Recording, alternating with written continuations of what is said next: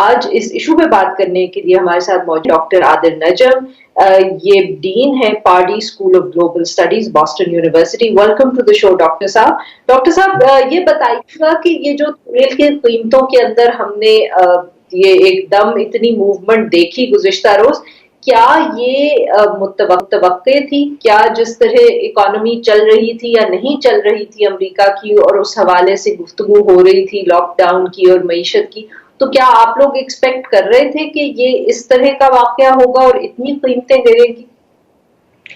دیکھیں، ایک لحاظ سے تو متفق ایکسپیکٹڈ اس لیے تھی کہ یہ جو ہے قبل از کرونا واقعہ ہے. یہ بیفور کرونا ہی یہ جو کشیدگی ہے خصوصاً تیل کی پروڈکشن پہ سعودی عربیہ اور رشیا کے درمیان، کہ دونوں چاہتے ہیں کہ ہم زیادہ سے زیادہ تیل نکالیں، وہ تو پہلے سے ہی تھی اور اس کرائسس کے دوران بڑھ رہی تھی. یہ بھی صاف ظاہر تھا کہ تیل کی جو طلب ہے، جو ڈیمانڈ ہے، وہ کم ہو گئی ہے. لیکن یہ جو خبر بنی وہ ایسے اس لیے بھی بنی کہ جب نیگیٹو ہو جائے تو یہ سوچنا بڑا مشکل ہے میرے ذہن میں کہ کیا میں تیل لینے جاؤں گا اور وہ مجھے تیل دیں گے اور ساتھ پیسے بھی دیں گے.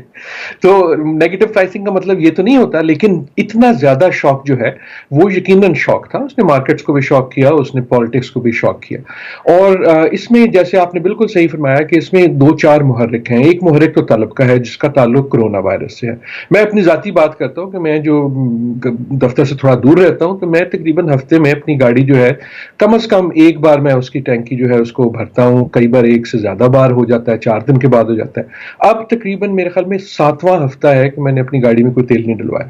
تیل اس لیے نہیں ڈلوایا کہ اس کو استعمال کرنے کا میرے پاس کوئی ضرورت نہیں، کیونکہ میں تو اس وقت گھر سے کام کر رہا ہوں. اور یہی حال جو ہے پوری امریکہ میں. اور امریکہ جو ہے وہ اتنی بڑی اکانومی ہے کسی چیز کے لیے بھی کہ اس میں جب بھی کچھ ہوتا ہے تو اس کے جو محرکات ہوتے ہیں اس کا رد عمل عالمی ہوتا ہے. کہ امریکہ کو جب چھینک آتی ہے تو پوری دنیا کو زکام ہو جاتا ہے، جیسے وہ کہتے ہیں. تو اس لحاظ سے امریکن ڈیمانڈ اتنی کم ہو گئی کہ ایک تو اس کا وہ محرک ہے، لیکن اس کا جو دوسرا محرک ہے جو قبل از کرونا بھی ہے اور بعد از کرونا بھی رہے گا، کرونا کے بعد بھی رہے گا، وہ گلوبل جو سپلائی ہے اس کے ساتھ اس کا تعلق ہے. سعودی عربیہ بہت اگریسو کئی مہینوں سے رہا ہے، کچھ 1 سال سے رہا ہے کہ وہ زیادہ سے زیادہ تیل نکالے. انہوں نے اپنی کمپنی کو بھی سٹاک پہ لسٹ کرنے کی کوشش کی، انہوں نے اپنی اکنامک ماڈل کو چینج کرنے کی کوشش کریں. دوسرا جو ایک بڑا پروڈیوسر ہے وہ ہے روس، اور اس طرح ان کی بھی ریس لگ گئی کہ جی ہم زیادہ پروڈیوس کرتے ہیں. اور ہم نے پچھلے کئی سالوں میں دیکھا کہ امریکہ جو ہے وہ چینج ہو گیا from a buyer only to a major producer. تو ان اے وے ایک گلوبل گلٹ ہے کہ بہت تیل ہے اس وقت دنیا میں. اور ایک ریس بھی یہ لگی ہوئی ہے کہ یار یہ جو ہے نا اسے جلدی جلدی استعمال کر لو، اس سے پہلے کہ رینیوبل یا کلائمیٹ کی وجہ سے کوئی ایسی چیز آ جائے کہ ہم اسے استعمال نہ کر سکیں. یہ تمام چیزیں جو مل گئیں تو اس سے یہ نیگیٹو پرائسنگ آئی. میرے خیال میں نیگیٹو پرائسنگ زیادہ دیر نہیں رہے گی، اس کو سنبھال لیا جائے گا، بہت لو لیول پہ سنبھالا جائے گا، لیکن کچھ نہ کچھ سنبھال لیا جائے گا. لیکن کہانی ختم وہاں بھی نہیں ہوگی، کیونکہ یہ بہت اس وقت جو ہے بہت سپلائی اینڈ ڈیمانڈ دونوں کی کہانی ہے. تو ڈاکٹر صاحب پھر یہ بتائیے گا کہ ابھی keeping in mind the fact کہ وہی بات جو ہم بار بار کرتے ہیں اور آپ سے بھی اتنی دفعہ آئی تھنک اس پہ بات ہو چکی ہے کہ کرونا وائرس کی وجہ سے اس وقت جو معیشت کا حال ہے اس میں کوئی بھی بات سرٹنٹی کے ساتھ نہیں کی جا سکتی، کیونکہ نہ تو کسی کو معلوم ہے کہ لاک ڈاؤنز کب ختم ہوں گے، نہ کسی کو معلوم ہے کہ اس کے بعد جو عالمی معیشت ہے اس کی جو ریکوری ہے وہ فوراً آئے گی، 6 مہینے لگیں گے، گریٹ ڈپریشن کی طرح سالوں چلے گی.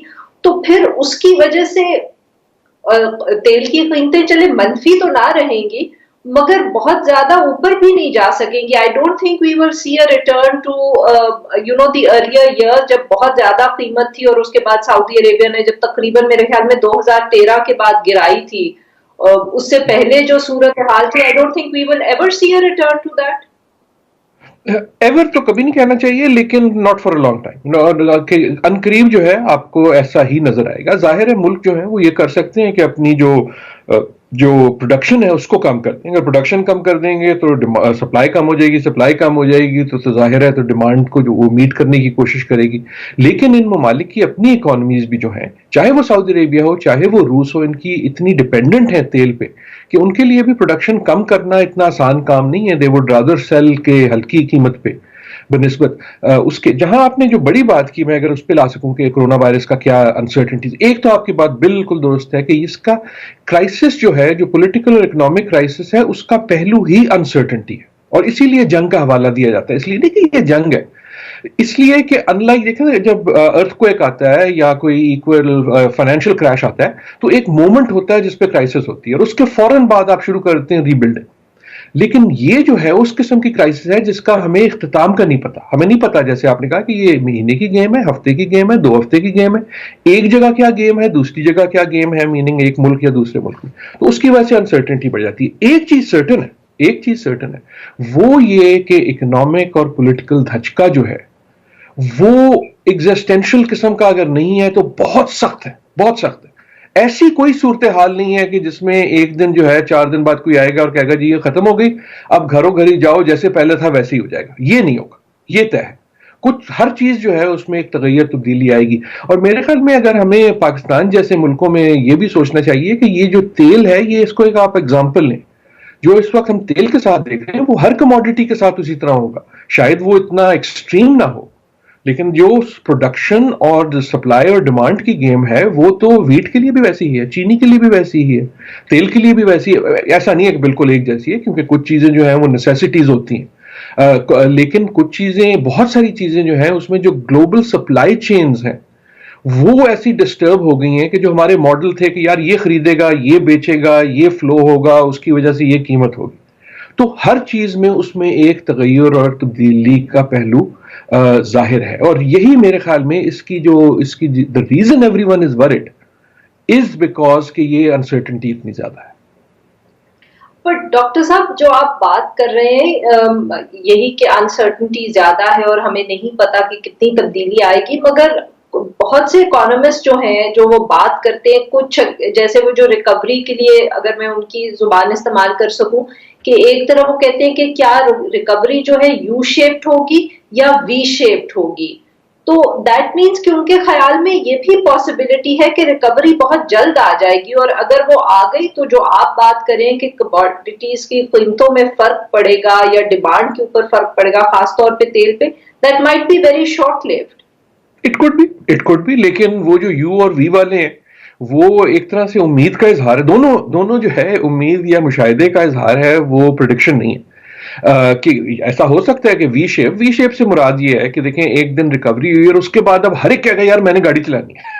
دیکھو میں 6 ہفتے سے اندر بند ہوں یا 2 مہینے سے بند ہوں, تو ایک دم ڈیمانڈ بڑھ جائے گی. لوگ کہیں گے یار دیکھو میں نے 3 مہینے سے کوئی ٹریول نہیں کی, تو میں نے ایک دم ٹکٹ لینا ہے اور کہیں جانا ہے, میں نے ٹریول کرنی ہے, تو اس کی وجہ سے ایک اور ریکوری آ جائے گی. تو وی شیپ والے یہ کہتے ہیں کہ دیکھو جب یہ پینٹ اپ جو ہے چیزیں ختم ہوں گی تو ایک دم ہر ایک کا پوری دنیا میں ڈیزائر ہوگا کہ ہم وہ کریں جو ہم نہیں کر سکتے تھے لاک ڈاؤن میں. دوسری طرف لوگ یہ جو یو شیپ ہے وہ کہتے ہیں نہیں یار ایسا بھی ہو سکتا ہے کہ لوگ ڈرے ہوں گے. جب آپ کہہ بھی دیں گے کہ آپ بہتر ہے تو آپ جہاز میں بیٹھنے سے پہلے ڈریں گے, آپ کا اگر سنیما جانے سے پہلے ڈریں گے, آپ کرکٹ کا میچ دیکھنے سے پہلے ڈریں گے کہ یار میں جاؤں گا وہاں دیکھو لاکھ بندہ ہوگا, پتہ نہیں کون کیا ہے, میں بیماری نہ ہو جاؤں.